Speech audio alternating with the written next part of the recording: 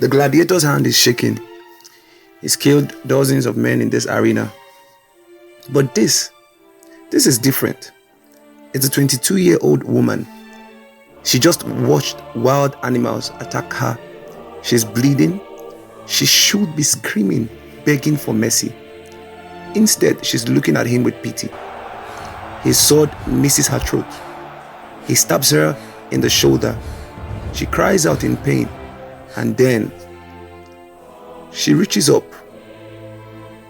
takes his trembling hand, and guides his blade to her own neck. In that moment, the gladiator realizes something that will haunt him forever. He isn't executing her. She's choosing this. She has more control in this arena than the emperor himself. What could make a young mother do this? What truth could be so powerful that 50,000 Romans couldn't silence it? This is the story of Perpetua and Felicity. And it begins with a question that terrified Rome. What if death isn't the end?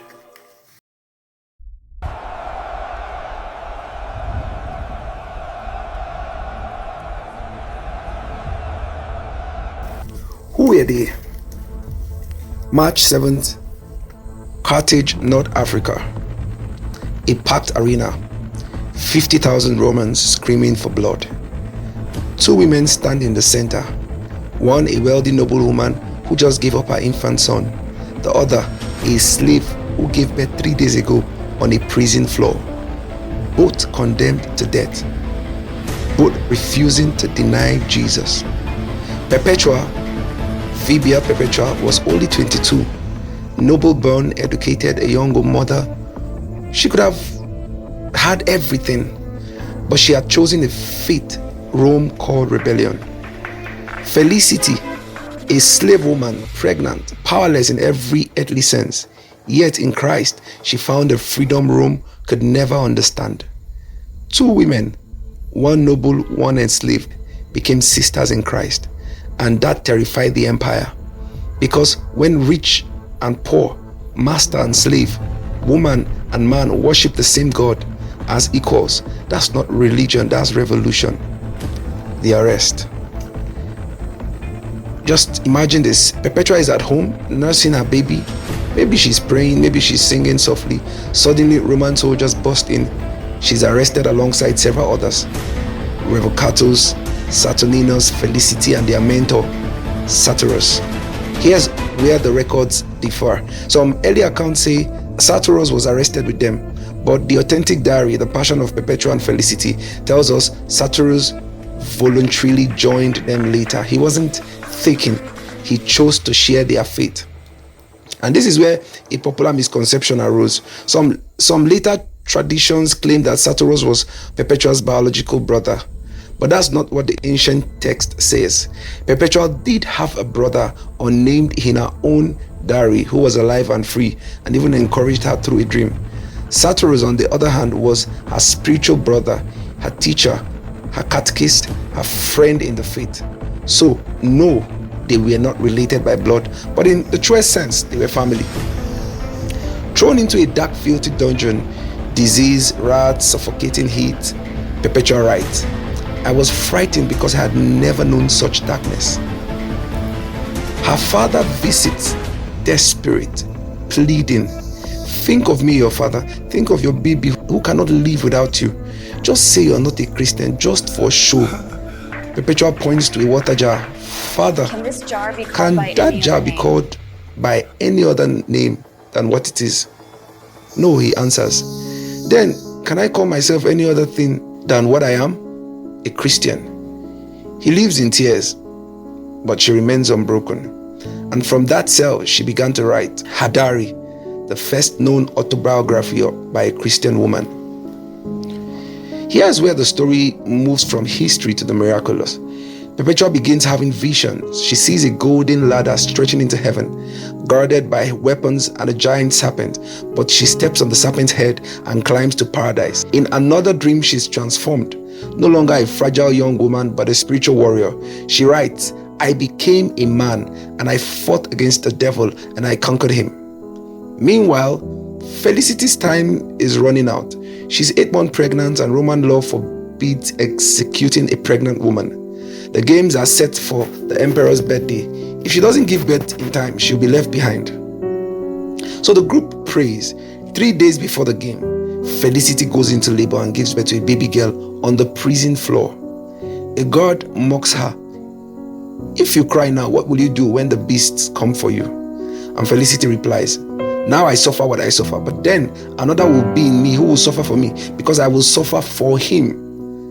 That another was Christ. Even in labor, she knew she wouldn't face the arena alone.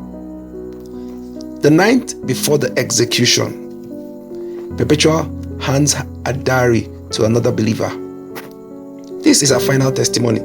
That night in prison, they don't mourn, they celebrate. They sing hymns, they pray, they share communion. It's not a funeral, it's a wedding feast, their union with Christ. Perpetua kisses her baby one last time and hands him to her family. And the record says the child no longer sought breast, as if he knew. Felicity entrusts her newborn daughter to another Christian woman, 2 mothers surrendering what was dearest to them for the sake of love divine. And Satyrus, he could have walked away. Instead, he chooses to die with them, saying, "Do not be left without a shepherd." That's real friendship. That's real faith.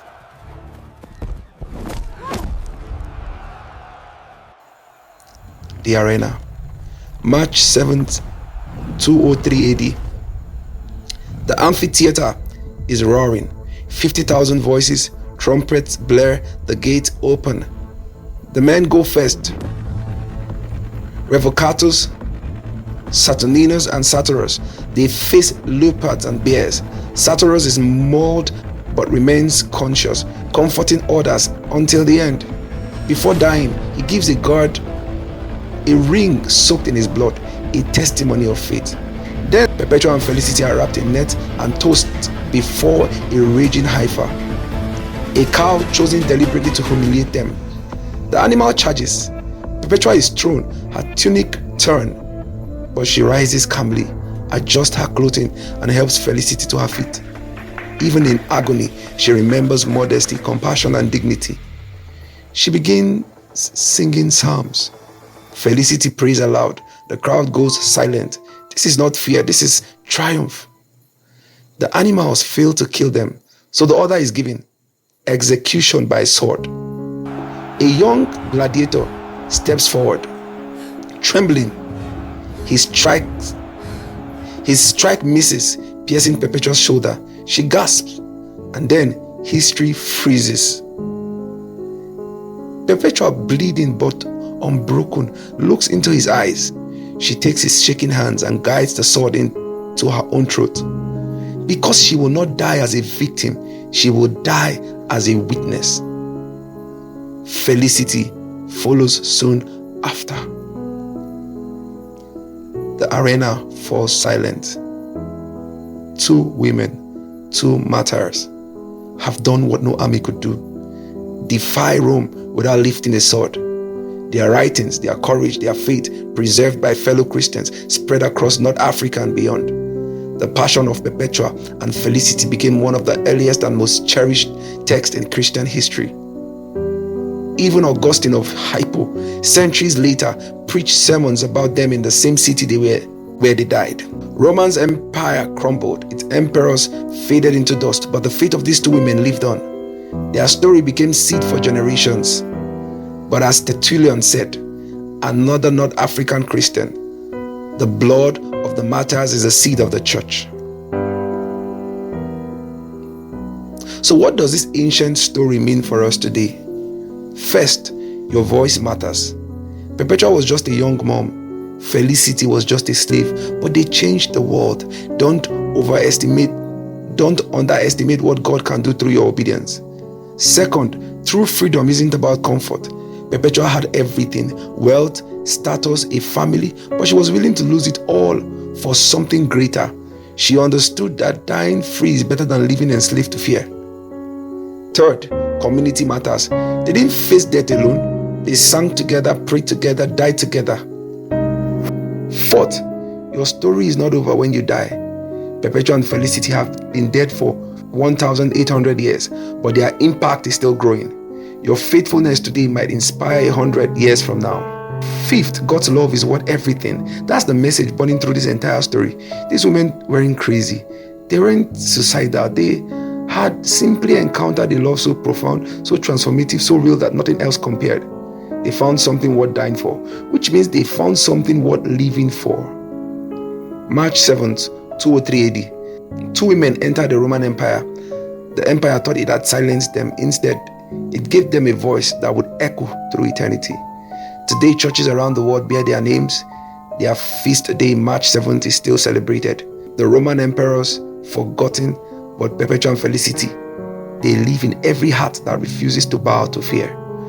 Because here's the truth that terrified every tyrant. You can kill the messenger, but you can't kill the message. You can silence the voice, but you can't silence truth. Even the gate of hell cannot prevail against the church of Jesus Christ. They died singing, they died victorious, and their voices are still speaking. To anyone watching this who feels small or voiceless, remember Perpetua and Felicity. God uses the weak to shame the strong, the silence to speak the loudest. Your voice matters, your faith matters, your story matters. Don't be silenced. If this story moved you, tell me in the comments. Was it Perpetua guiding the sword, Felicity giving birth in chains? What part of their courage struck your heart? Please share this video. The world needs stories of faith that conquers fear. And subscribe for more stories of ordinary people who changed eternity. Because Perpetua and Felicity were just two women, two mothers, and they changed the world. What might God do through you? Also, in the comments, you can send me suggestions of a story you want us to put up next. Thank you. Stay blessed.